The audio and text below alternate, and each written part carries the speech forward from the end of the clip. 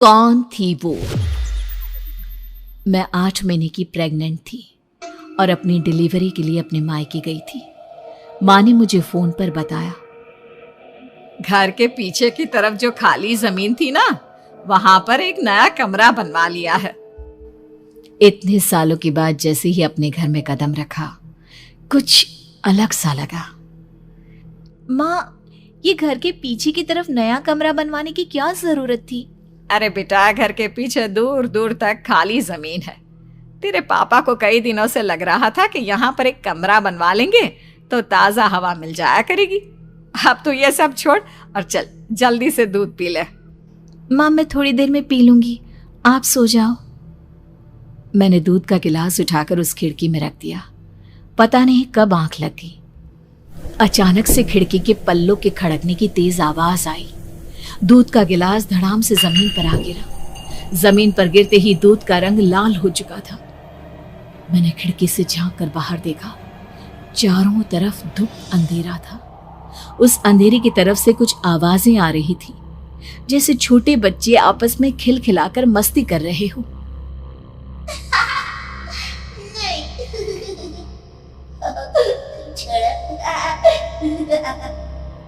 इतनी रात को इतने घनघोर अंधेरे में बच्चों की आवाज कैसे आ रही है? घड़ी में वक्त देखा तो ठीक 12 बजे थे। देखकर मैं सन्न रह गई। बुरी आत्माओं और भूतों की कई कहानियां मैं सुन चुकी थी। वक्त भी कुछ ऐसा ही था। ऊपर से मैं प्रेग्नेंट। सुना था कि ऐसे वक्त में अक्सर बुरी आत्माएं औरतों का पीछा करती है, तो क्या मेरे पीछे भी? पसीने से तरबतर बड़ी मुश्किल से, जैसे कांपते हाथों से मैंने उस खिड़की को बंद किया। जल्दी से जल्दी उस कमरे से बाहर निकलकर माँ के पास जाने के बारे में सोचा, लेकिन जैसे ही दरवाजे की तरफ पलटी, लगा कोई साया हवा की स्पीड से दरवाजे के सामने से गुजर गया। मेरे गले में अटक कर रह गई। मैं जोर से चीख कर माँ को बुलाना चाहती थी, लेकिन वो आवाज खुद मेरे कानों तक नहीं पहुंच पा रही थी। तो माँ तक कैसे पहुंचती? खिड़की के पल्ले एक बार फिर तेज हवा के झोंके से धड़ाम करके खुल गया और पूरी ताकत से मैं चीख पड़ी। जानती थी मेरी चीख की आवाज सुनकर कुछ ही सेकंड में माँ वहां पहुंच जाएगी, लेकिन ऐसा कुछ हुआ ही नहीं। मेरा कलेजा डर के मारे फटा जा रहा था। आखिर माँ ने मेरी आवाज क्यों नहीं सुनी? इतनी गहरी नींद में तो माँ कभी नहीं सोती। ठीक पीछे खुली हुई वो खिड़की। मुझ में इतनी ताकत नहीं बची थी कि मैं पलटकर उस तरफ देख भी सकूं। हवा का एक सनसनाता हुआ झोंका उसी वक्त मेरे कानों से आकर टकराया। लगा जैसे किसी ने दबी हुई आवाज में धीरे से मुझसे कहा, चली जाओ यहाँ से। मैंने दोनों हाथ अपने कानों पर रख लिए और एक बार फिर ताकत लगाकर जोर से चीखने की कोशिश की। माँ! पापा! मेरी आवाज उस कमरे की दीवारों से टकराकर वापस मुझे ही सुनाई दे रही थी।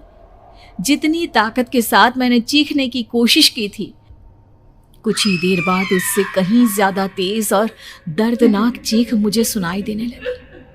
कि आवाज ठीक मेरे पीछे खिड़की से आ रही थी। वो आवाज मेरे कानों में पिघलते हुए लोहे की तरह गिर रही थी। उन आवाजों में हैवानियत थी। वो आवाजें किसी इंसान की नहीं है, इतना मैं समझ चुकी थी। कांप रहे हाथों से मैंने अंधेरे में कुछ ढूंढने की कोशिश की। तभी अचानक मेरा हाथ बेड पर रखी टॉर्च पर पड़ा। किसी तरह ताकत लगाकर टॉर्च का बटन ऑन किया, लेकिन ये क्या? सामने दरवाजे पर 3 छोटी लड़कियां खड़ी हुई थी। उनके हाथ में स्टील के चमचमाते हुए चाकू थे। मैं घबराकर लड़खड़ाई और पीछे की तरफ हटी, लेकिन तब तक वो मेरे पास आ चुकी थी। उनकी गर्दन टेढ़ी थी और उनके हाथों के वो चाकू मेरे पेट को निशाना बनाने को तैयार। मैं जोर से चीखी, नहीं, छोड़ दो मेरे बच्चे को, मत मारो, मत मारो, छोड़ दो मेरे बच्चे को। सोनाली, क्या हुआ बेटा? तू इतनी डरी हुई क्यों है? उठ बेटा, क्या हुआ? हड़बड़ाकर मैंने अपनी आंखें खोली। देखा तो दिन निकल आया था। माँ मुझे जगा रही थी। मेरा चेहरा पूरा पसीने से लथपथ था। क्या हुआ बेटा, तुमने कोई बुरा सपना देखा क्या? मैं अभी तक अपने पूरे होश में नहीं थी। वो मेरे बच्चे को मार देगी माँ। वो लड़की मेरे बच्चे को। मैंने घबराकर अपने पेट को छुआ। सब कुछ ठीक था। और वो दूध जो रात को यहाँ पर गिर गया था, उसका रंग लाल हो गया था। माँ ने हंसते हुए दूध का गिलास मुझे दिखाया। तुमने दूध पिया ही नहीं, पूरा का पूरा ऐसे ही रखा हुआ है। तुमसे कहा था ना सोनाली, सेहत के लिए लापरवाही ठीक नहीं बेटा। लेकिन मैंने तो सब कुछ अपनी खुली आंखों से देखा था।